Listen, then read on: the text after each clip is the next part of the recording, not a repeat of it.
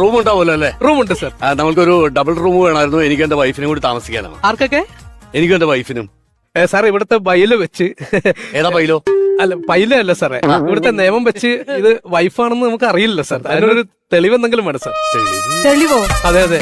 തെളിവിന് ഈ താലി പോരെ, അതല്ലേ ഏറ്റവും വലിയ തെളിവ്. അല്ല താലി തെളിവാണ്, പക്ഷെ അത് ഇദ്ദേഹം കെട്ടിയതാണോ എന്ന് അറിയില്ല മാഡം. പിന്നെ എന്റെ വൈഫിനെ നീയാണ് താലി കെട്ടിയത്?